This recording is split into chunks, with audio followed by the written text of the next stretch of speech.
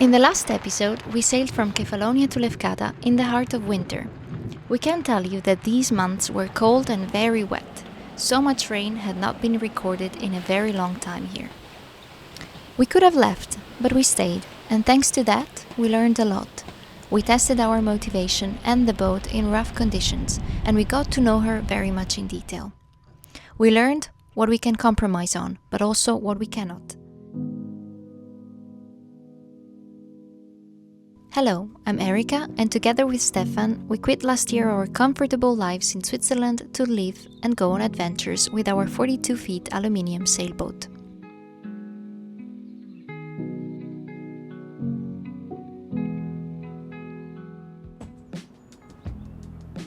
In this video, we haul out, prepare VAGO for the season, and share in 20 minutes some of our boat work and life in the Marina.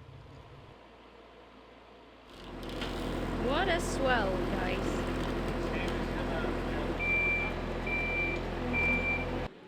Because although you don't dream about this part of sailing, these projects are the ones that keep your boat alive and in good shape.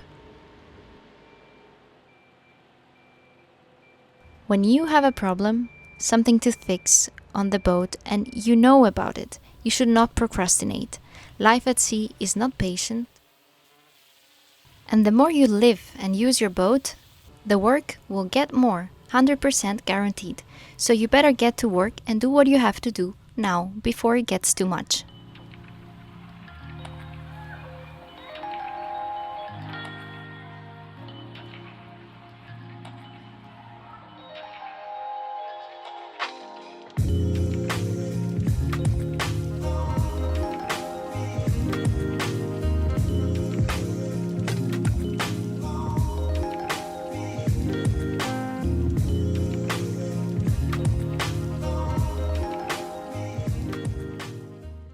The marina was almost empty, except for one family that welcomed us from the very first day.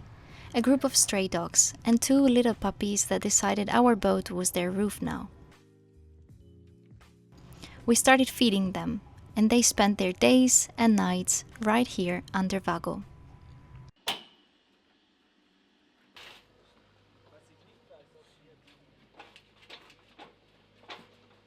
Just unmounted the old VHF antenna. We have reception, but the problem is that it's not very good. With the handheld it's almost better, and makes no sense to have 25 watt of VHF. So we're about to replace the antenna and the wiring back to the navigation desk. But Steph, I also see some windows there. This morning we unmounted also the wooden frames of our windows, because we plan to redo the windows, because as you can see they're fucking up our frames. We would like to sand them and rebuild like what is broken, like here. But we will see. Maybe we'll have to reorder them from Alubat. Or we let a local Woodworker do the thing. But we don't know if they can do this. Or so precise and so similar to the original. In the end, we cut the moldy parts, sanded and varnished ourselves.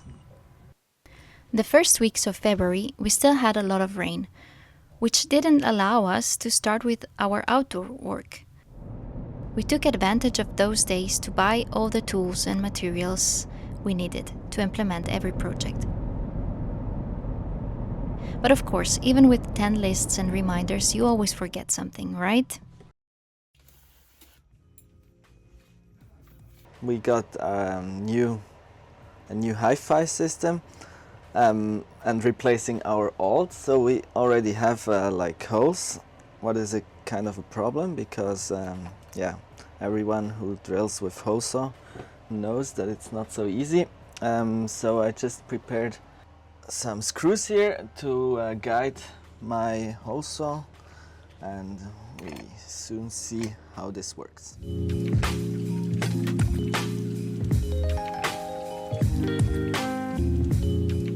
A hi-fi is certainly not a must-have, but this was a little treat for us.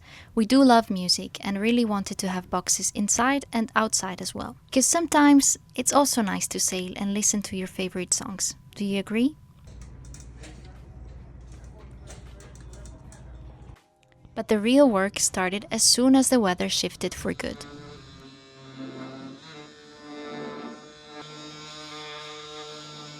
So that's our first window we're replacing.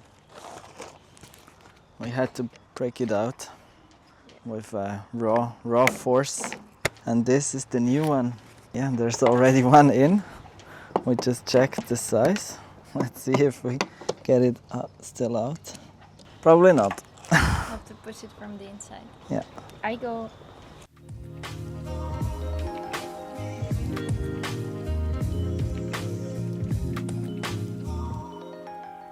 Among other things, winter showed us that VAGO needed new windows, and we could not postpone this one any longer. So we researched, found the right products, and got to work.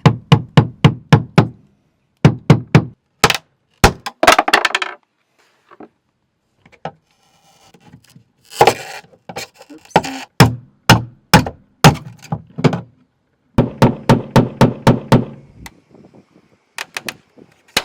Working together as a couple is interesting. Sometimes teamwork looks very efficient and sometimes it looks more like negotiations. But we try to support each other all the time.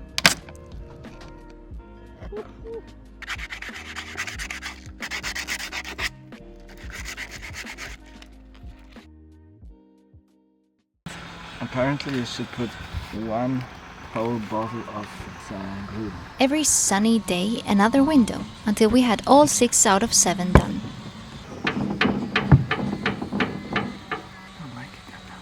Why not 7? Because the last one was still in good shape. Window. Here. And I'm sure you know what every sailor says. If it's working, don't touch, don't change it, don't mess with it. So that's what we did. VHF and AIS are not quite optional. I mean, they are. One broke again. But having these two working properly is making a huge difference for us. Shrinking tube. And then I put the actual connector. The cable comes up here. A little disclaimer. We're not professionals. What you're seeing here might not be the proper way to do things because we're not electricians, but that's the whole point. And then the final part is to solder it to the plug.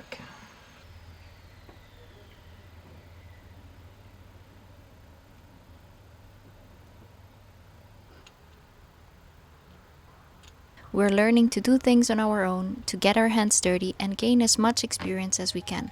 Because that's how you gain confidence and get to know your boat.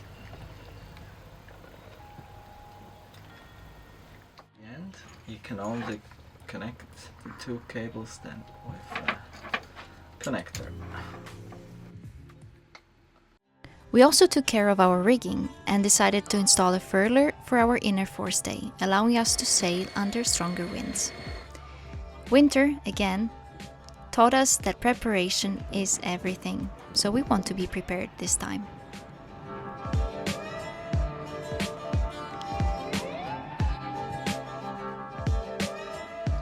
So, we have a new item on board. Not new, because we already had a forestay, but it was not there. It was always in the locker. Because we didn't have all of the stuff we need to use the forestay. So, there she is.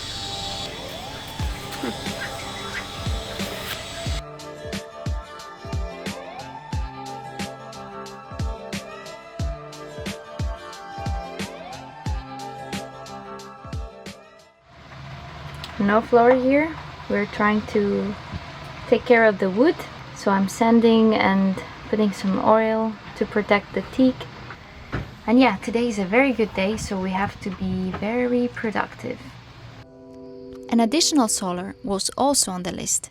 After changing the batteries to lithium, having a washing machine on board and living aboard in winter, we realized that the wind generator helped, but we needed more energy.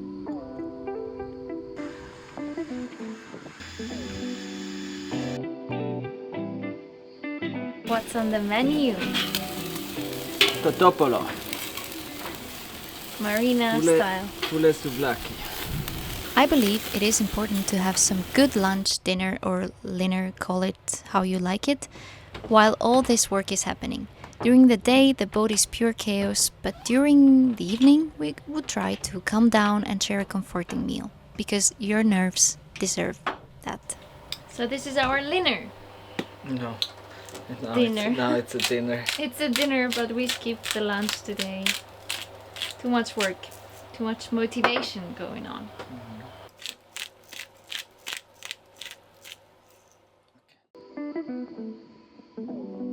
We also thought about having a logo printed to get in touch with you as much as we can. What works for us is trying to alternate heavy-duty jobs and easygoing, more relaxed ones. Usually during the day it's hardcore, and during the late afternoon or lunch break we go on with the nice and satisfying extras. But one important job was opening the centerboard. We had a hard time trying to open these, and we tried to take it away, of course with the loosened screws, and unfortunately we couldn't take them off, so we asked in the Facebook forum, and they told us that we should just put in the screws here, like we did here, and like this the hatches then come off. Now it's the moment. Let's see what is under Of it. truth. Oh, they look very fine. Yeah. Went in like this, just be careful not to lose it, and then put it like that, and then just a little bit of strength. This is probably of interest for the ovni owners out there, because it's something you should do. So that's how they look. So maybe that's why we were not able to lift the centerboard completely.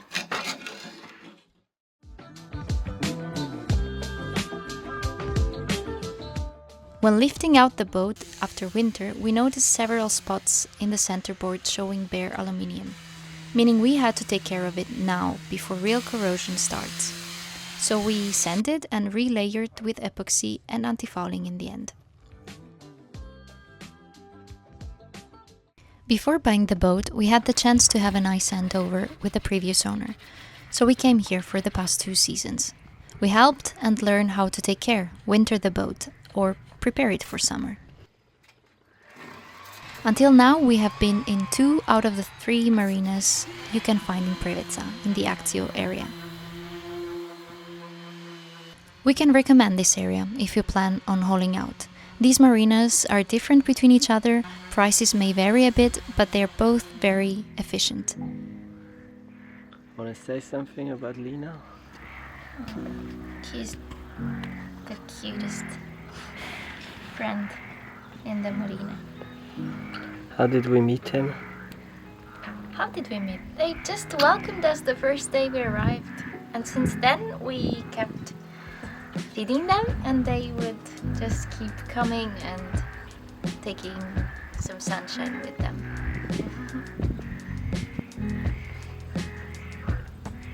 You don't want us to go, right? And I think he's sleeping right now.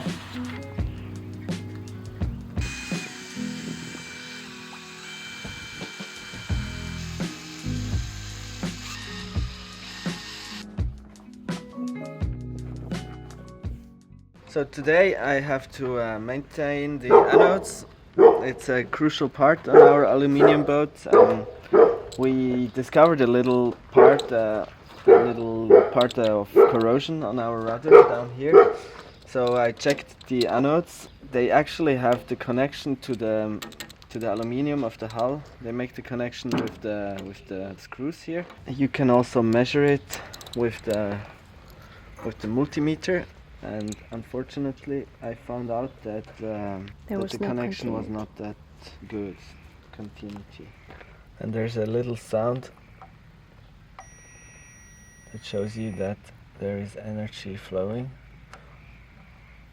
or there is a connectivity between the 2 materials. So we have a connection from the bolts to the anode, from bolts to bolt, from anode to anode, of course. We have a little part of aluminium on the rudder that is not protected. We have to cover it after. and so we can check it from here to the anode, and there is also, you can hear it, connection to the bolts. Aluminium is corroding in salt water, and that's why it needs to be protected, either with layers of epoxy, but anyway it needs anodes because zinc is like less, I don't know how to say it in English, edel. So before the aluminium gets eaten or corroding, it's the anodes that are Deteriorated, corroded. and here you can Yeah, see you can it see. on the other anodes, like how they are eaten.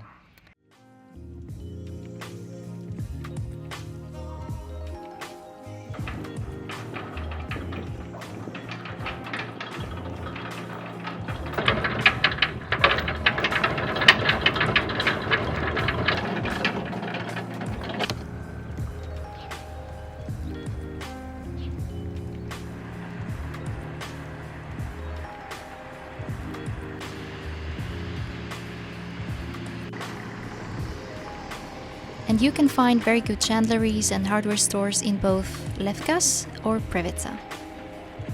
Both cities are extremely well serviced, also in winter. And if you would like more detailed information about this, write us a comment or an email and we'll be more than happy to help you out.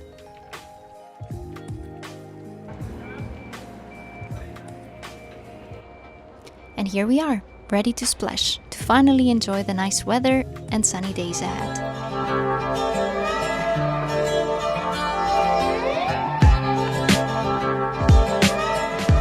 Our next stop, Paxos and Antipaxos, or in the end it was just Paxos, two islands that many sailors say are some of the most beautiful in the Ionian part of Greece.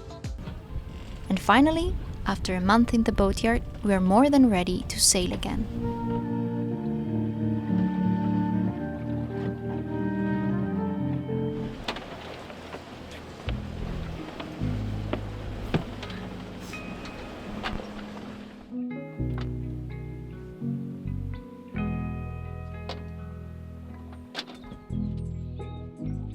My first fish.